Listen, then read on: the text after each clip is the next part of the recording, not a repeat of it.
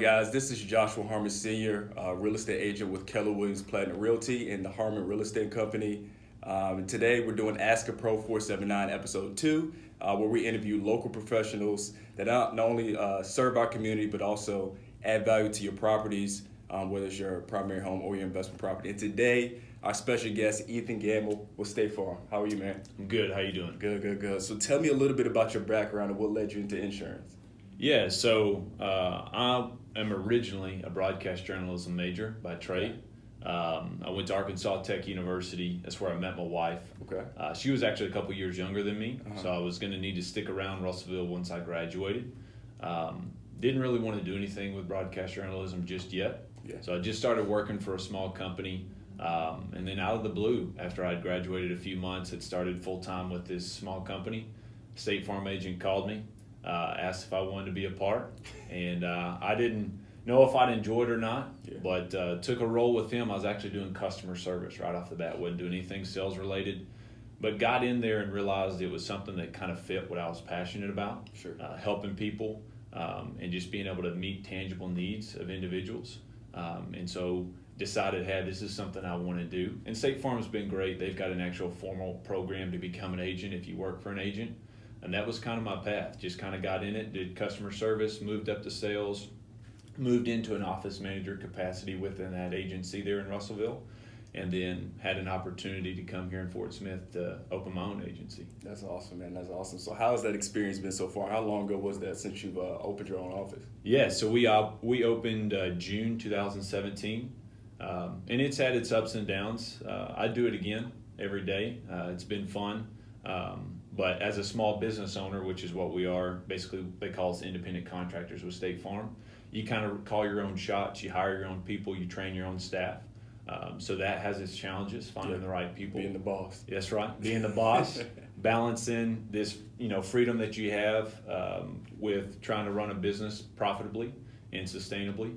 But it's been good. It's been a good ride. Awesome. So what's your team look like today? 2 years is your 2-year anniversary, which is last month. How does your team look today? And what services do you guys provide? Yeah, so the team has looked the same and looked different. What I mean by that is the person I have that does customer service, her name's Marcella. She's bilingual. She's been with me since day one. So she's been great. She's been a face people remember, recognize, and she does a fantastic job for me. The sales role within an insurance agent's office can be a revolving door. People get in there and realize it's just not for them. It's a sales job. Yeah, it's a sales job. It's a sales job, so it's not as easy as people think. Yeah, I've had a lot of people in that seat. Right now I've got a guy with me. His name's Thomas, doing a great job. Awesome. I've got another guy that does part-time sales. He's actually a full-time college student at UA Fort Smith. He does a good job for me. So I always tell people I've got 2.5 employees. Yeah. But yeah, we're looking to grow. Looking for another full-time salesperson. Yeah, I heard that. So if you're looking to get into sales, it's not easy. But hit up Ethan. He may have a job for you. That's right. It can be it's challenging, but it can be rewarding for sure. But yeah, some of the stuff that we offer, we call it our 5 products. So we've got what people know us for: auto insurance, home insurance, renter, stuff like that. But we also have life insurance. We've got what we call our health products. So we don't sell individual medical insurance, but if you need a plan to cover your income, if you get disabled, you need something that gives you an inflow of cash if you have to go to the hospital or something like that, we have those policies. And then most people don't know State Farm has their own bank. So home financing, vehicle financing, and we do investments. So we partner with some of the best people in the industry on the investment side. So really anything you can think of that you want to do to prepare for retirement, we've got a product for that. Yeah, that's awesome. So basically what you're saying is that you can do a plethora of things all in one house instead of going to several different companies and several different providers. People trying to sell you on something, you can come to somebody that you trust and in one house get everything done. Auto insurance, not health insurance, but some kind of health product, life insurance, all those things can be done in one house. Is that what you're saying? That's right. Yeah. That's awesome. State Farm's done everything they can to make their agent what we call a one-stop shop. Okay. So our philosophy has always been, help people manage the risk of everyday life, recover from the unexpected if they have a claim or something like that. Because it's going to happen. Yeah. The unexpected will happen at some point. Right. And then the final thing is realize their dreams. And those are the products most people don't know about. whether it's buying a house, whether it's saving for retirement. That's the stuff that State Farm allows us to do. That's awesome. Yesterday you brought up a pretty cool point. It's like we are Arvis, Edward Jones, and what else? All in one house. What was Geico. that? Yeah. Arvis, Edward Jones, and Geico all in one house, and you could do that all in one place. So I think that's pretty cool. People who know, like, and trust you can come to you and get everything done in one shop. So today we want to talk about one product, which is life insurance. Yeah. A lot of people in my community where I grew up in Richmond, Virginia, where everyone isn't as, the resources aren't there for everybody as far as income and wealth. So I didn't know anything about life insurance. I was maybe 24, 25. And that's when I came to talk to you, and you educated me on a lot of things. I listened to a few Dave Ramsey videos. What I told you about, he's super radical. It's like, stay away from whole life. But I want you to take a few minutes, and the purpose of this video is to talk about life insurance. Why is it important, first and foremost? Yeah, so life insurance in its simplest form is designed to protect the innocent, right? There's only one guarantee in life, and that's 100% chance that we're going to pass away at some point. Yeah. Most of us don't get to call our shot. Yeah. So it's protecting the innocent from that unexpected happening, which could be your family, could be a loved one, whatever it may be. But it just allows them, for you to allow them to continue to do what they need to do if you were there, because you're allowing them to have whatever X number of dollars that you set forth that was appropriate between you and your agent and what your need was on life insurance. So it does have what we call living benefits. Mm-hmm. So the owner and the purchaser of the policy, and we can get into that, will have some benefits that they themselves can use while they're living. They don't actually have to pass away for it to do something. But ultimately, when they pass away, they've got that check that goes to their beneficiary or their loved one to help them continue to do life as if, not skipping a beat. Yeah. So there's a lot of misconceptions about life insurance. Like I said, I watched a little bit of the Dave Ramsey video. He said whole life is the biggest scam in the world. And we're not going to get into that debate because everybody's going to have their own opinion. But facts are facts. We went up with the numbers, and it makes sense for some people. His thing was that term life insurance, which is you just pay into the policy. You don't have any life benefits. It's all about the death benefit. Then you have the whole life policies where you have some cash value. What are some? You don't have to talk specifically about that, but what are some misconceptions about life insurance in general? Not any specific product, but what are the biggest misconceptions that you've seen in your? Yeah. So a couple of the ones that I see is, one, I can't afford it. Most people have this idea that it's very expensive. Yeah. And specifically with State Farm, our rates are very, very beneficial for people. Yeah. Really, there's going to be two different kinds. There's going to be temporary insurance, or we call that term insurance, and there's going to be permanent insurance. And each one's going to be appropriate for different reasons. And that's why it's important to sit down with an insurance professional and individually, based on yourself, what's going to be your need, what's going to be appropriate for you. And Dave's a great guy. I follow a lot of what Dave does, but what's difficult for Dave is he's trying to project to an audience of millions, and he's not able to get intimate with an individual. Yeah. And buy term invest the difference could work for a large majority of the population, but for a certain individual, that's where it's good to have an agent sit down and do what we call life needs analysis. Look at your individual needs and what your goal is. What is most important to you when you pass, and that could be temporary or term insurance. That could be permanent. It could be a mixture of both. So price is a big one that I see.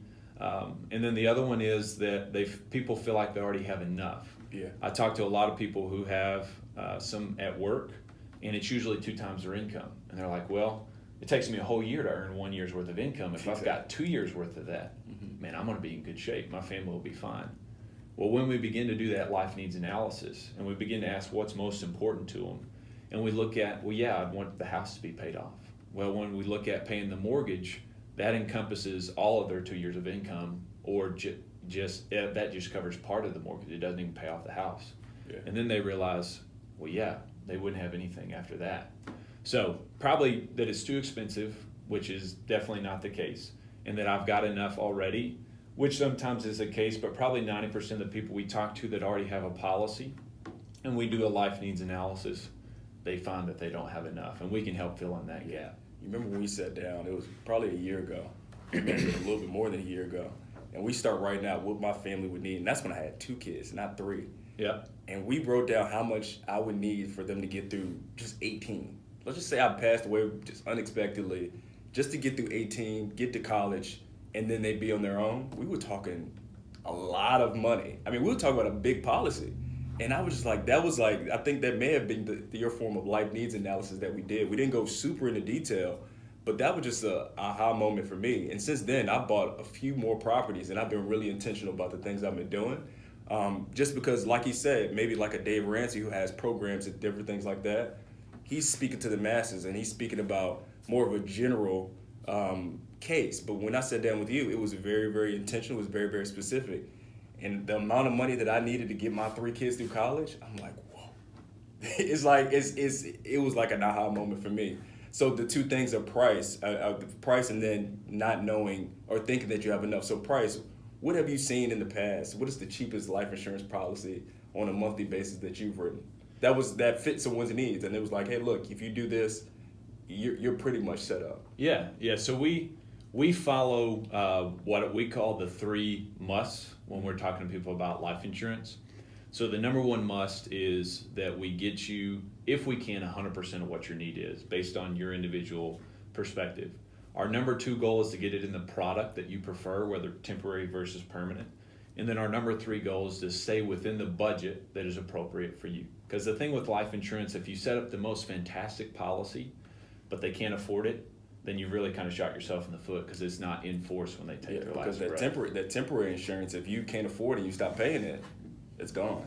Right. So you just paid into something that just completely vanishes. So that's why it's so important that you not only fit your needs, but also make sure you can afford it. Yeah. Because if you got 7 kids and you're going to need $5 million when you pass away, but hey, look, that insurance policy is too expensive for you. You've been paying it for 10 years, that's going to vanish. So yeah, exactly. Yeah. So it's life insurance is pretty simple. It can seem complicated, but the way that they come up with how much it costs, just based on age and health. Mm-hmm. So obviously, the younger you are, the less expensive it's going to be. So that's why we talk to young people all the time. They think, well, I don't really have a need. Yeah. I don't have a spouse. I don't have anyone counting on me income-wise. And so we just always ask them, we project their future, if you will. You plan on getting married. You plan on buying a house. Yeah. Well, if the answer to that is yes, let's go ahead and get you locked in coverage-wise at the best price you're ever going to get for that future need, knowing that at some point it'll be there. And these policies, even those temporary policies, can last 30 years. And then again, if you have a permanent policy, again, it's going to be permanent.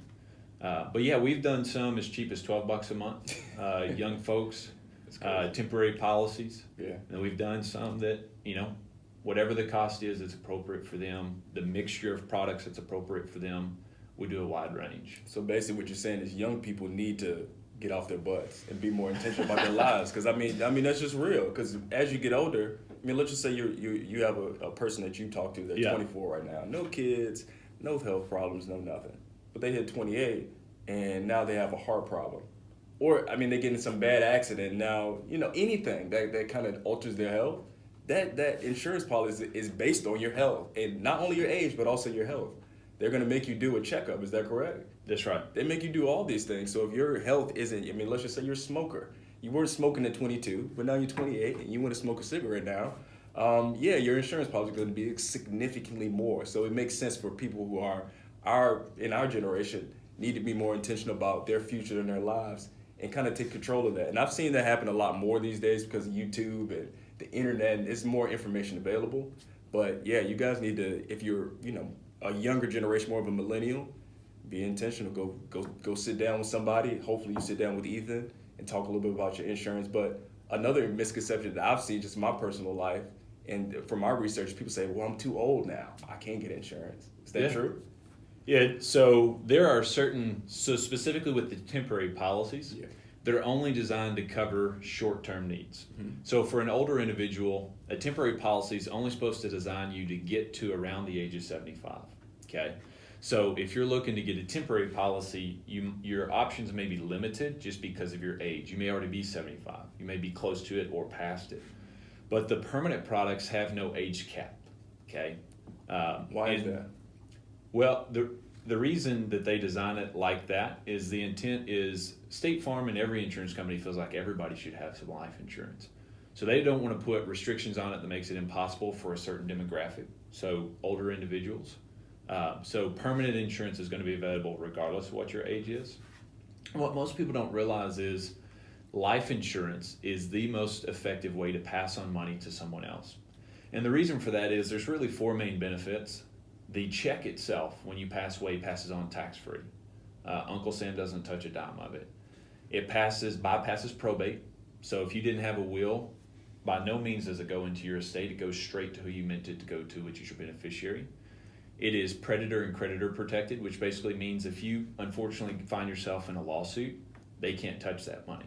Life insurance money is protected, and it is incontestable and private, meaning if you had multiple kids and you just wanted it to go to little Johnny, your other two kids couldn't say anything about it. They couldn't go to court to try and get their share of it. It goes to little Johnny, 100% incontestable and private. Private meaning they don't even have to know that he's the beneficiary unless you tell them. So you can, we say it's pennies on the dollar. So we talk to a lot of older people who are saving money intentionally and never plan to use it, and they want to pass it on to their loved one. And it's maybe in a CD, it's in a savings account, something like that. Pennies on the dollar meaning you could take that lump sum and you could potentially put it into a permanent life insurance policy. We call that a single premium life insurance policy.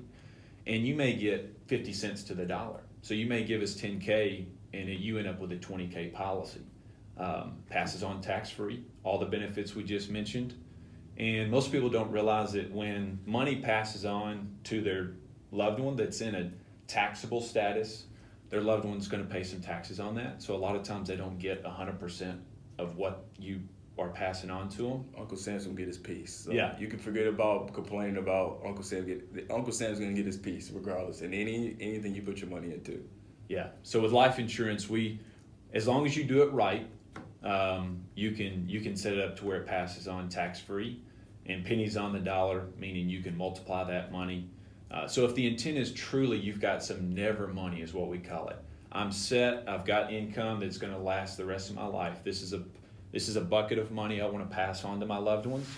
I'd really talk to a life insurance professional about how to maximize that, because a lot of people, it's eye-opening when they see, wow, I didn't realize that was something that was possible. Yeah, so I talk to a lot of homeowners, as a real estate agent, and some of them retire, some of them not, and I actually was talking to a guy the other day. He's like, yeah, I got my daughter living with me, and I'm helping her pay for, this, and she's not working right now, and I'm taking care of this and that and this and that, and I'm like, hey, why don't you? I've always wondered, why don't people just put back life insurance policies or buy properties and different things like that instead of giving a gift all the time?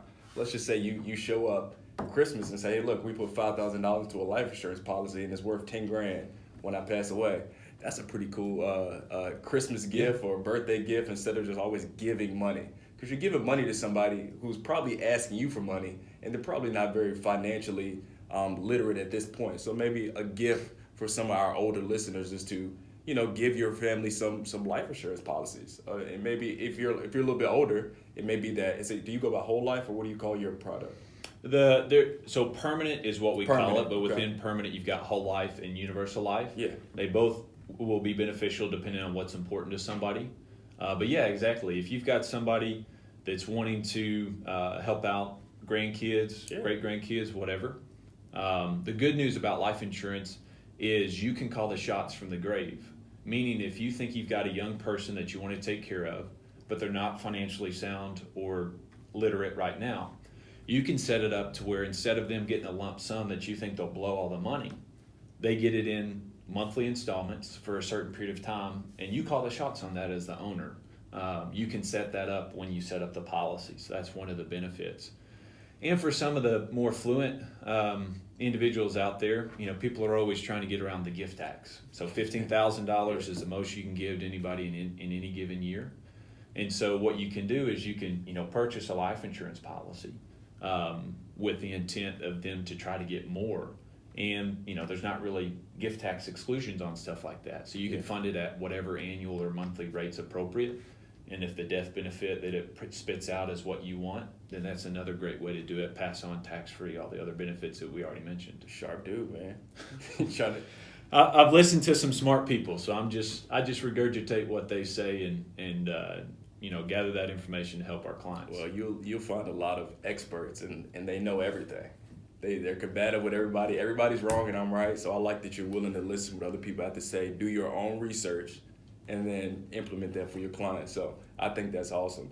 And we're gonna kind of talk about the average household at this point. What is an average household? Let's just say somebody makes $50,000 a year. Well, let's just say a husband and wife make $50,000 a year, so $100,000 total household income. And I guess you'd have to they got 2 kids, just a normal household. Yeah. What product would you recommend them? And of course, everybody's gonna have to come in and do a life needs analysis and figure out what their personal situation is. But we just want to talk to the average household enforcement, I guess. Let's just say you make $100,000 a year, total household income, 2 kids, don't plan on having any more. 30 years old. What product would you recommend? Yeah, absolutely. So my philosophy is keep it simple, right? So what we do with people and what I teach my team to do with people is take them along a journey or a path that they can follow and they're 100% engaged. Because what we don't want to do is talk insurance to them. We want to use what we call digestible or baby terms that they completely understand. So we use a lot of illustrations.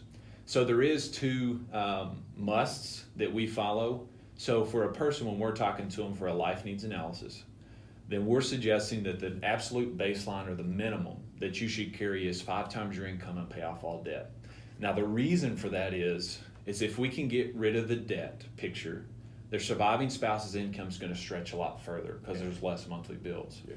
And then the 5 times income is to allow them the time necessary to make the best informed decision for their family going forward. Because what we see happen a lot is there wasn't enough and their surviving spouse has to get a second job that they don't enjoy.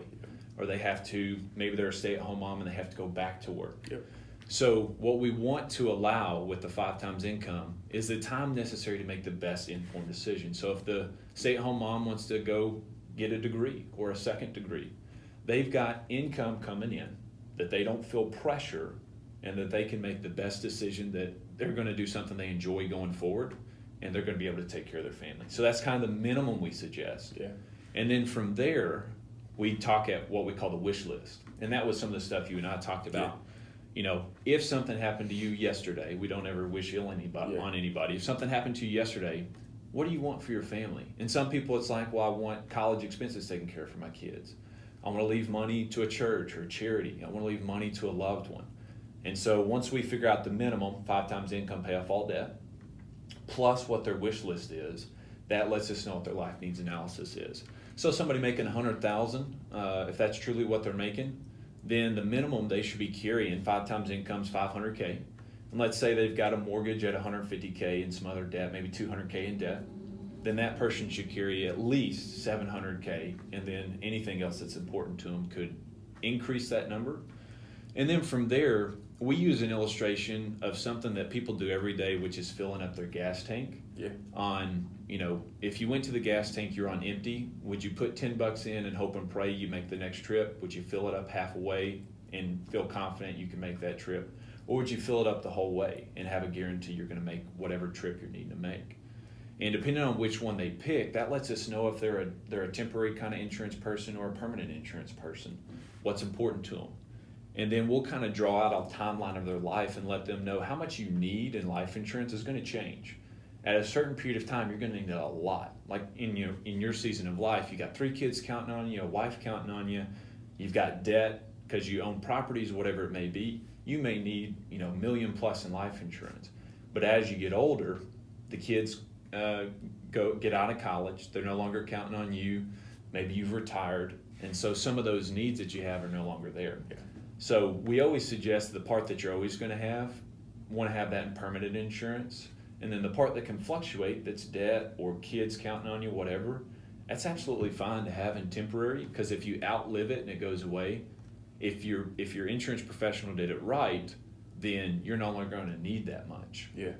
Good news is with State Farm, even if you have some coverage in temporary, at any point in time after the first year of the policy, you can convert some or all of your coverage into permanent coverage, no questions asked.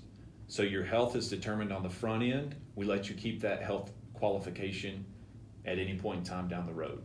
So a lot of people don't realize, like, if they get a 20-year temporary policy and they were healthy when they set it up, let's say it's 250,000 in coverage, and they develop cancer, whatever. It's not something that's terminal, but it might make them uninsurable for future life insurance policies.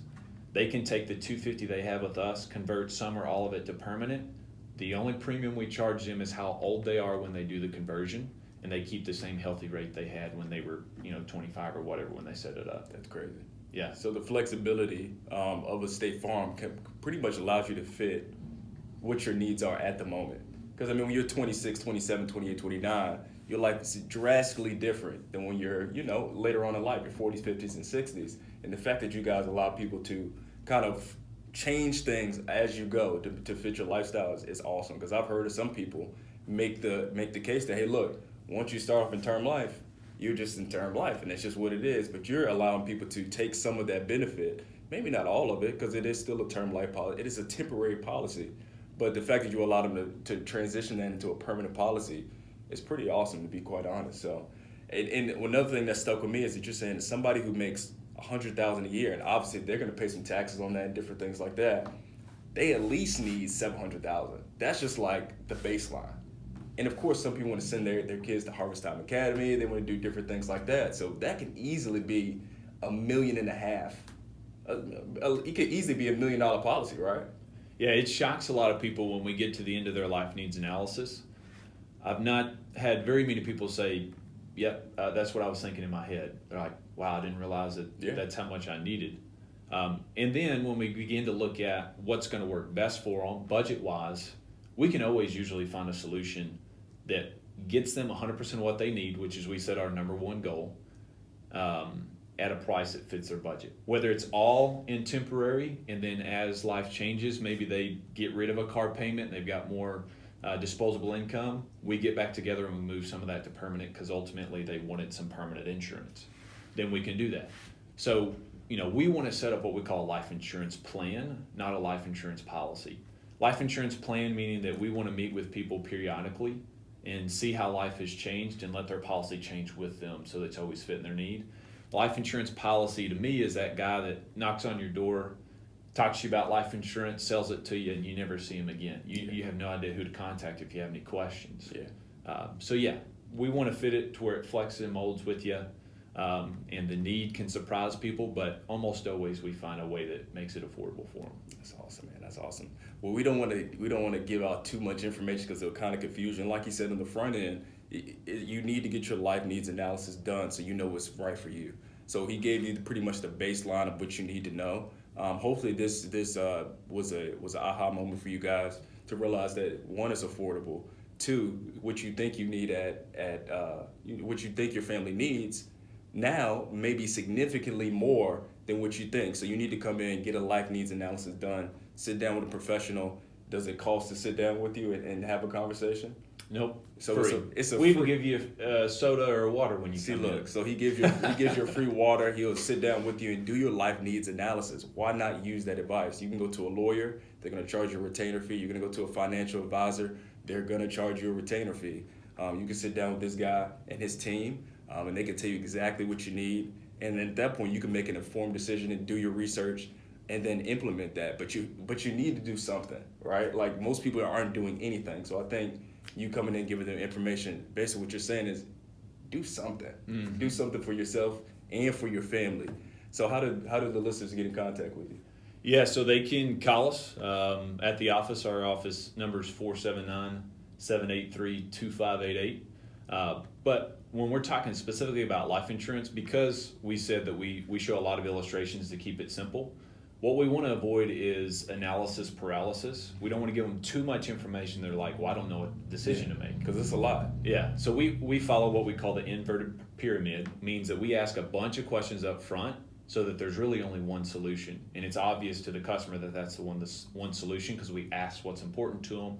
We've worked everything out to where they understand it. And they're like, yeah, let's do it, as long as it fits the budget. And so we prefer people to come see us in person. So you can call to make the appointment at the number we just mentioned, but you can come see us at the office. My office is just off 71. The address is 11735 Old Highway 71 South. We sit just off of Highway 71 in that strip center where Anytime Fitness is. and we're right before that Dollar General there on the corner of that light that would take you to Riley Farms. Super nice office, very friendly environment, and you got a gym right next to you, so you can That's go work right. out, and then you can go to the dollar store and get you some dollars. Yeah, we got a physical therapist right next to us too, so if you get hurt working out, you can go see them. Yeah, so get in contact with Ethan over at State Farm Insurance, and thanks for coming in, man. I appreciate it. Appreciate it. Thank you. All right.